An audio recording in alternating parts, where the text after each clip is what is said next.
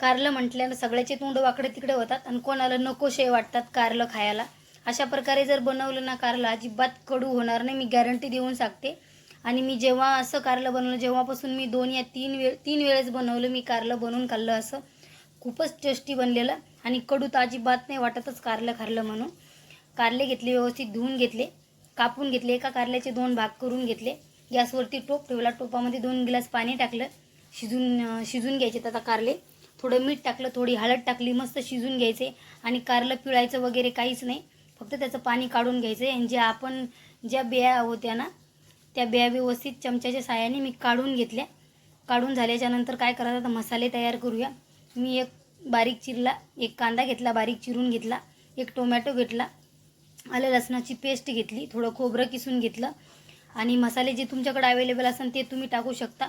मी घाटी मसाला, अंबारी मसाला, धनिया पावडर, हळद टाकून मस्त मिक्स करून घेतलं. आणि 3 चम्मच शेंगदाण्याचा कूट टाकला. चवीप्रमाणे मीठ टाकायचे आपल्याला आणि थोडी कोथिंबीर टाकली. पूर्ण मसाले टाकून झाले. मसाले टाकून झाल्याच्यानंतर पूर्ण व्यवस्थित मिक्स करून घ्यायचे. मिक्स झाल्यावर जे आपले कारलं होतं आपण काढलेलं त्याच्यामध्ये व्यवस्थित आपल्याला मसाले भरून घ्यायचेत. आणि कारलं म्हणसान तर खूपच छान बनलं होतं. तुम्ही नक्की एकदा करून बघा आणि मला कमेंट करून सांगा. कारलं खाल्लं म्हणून असं वाटतच नाही, कडू अजिबात लागत नाही. मसाले व्यवस्थित भरून झालेत. आता कढई ठेवली गॅसवरती. कढई गरम झाल्याच्यानंतर त्याच्यामध्ये 1 चम्मच तेल टाकलं. तेल व्यवस्थित गरम झाल्याच्यानंतर थोडी कढीपत्ता टाकला. कढीपत्ता मी चिरून टाकला.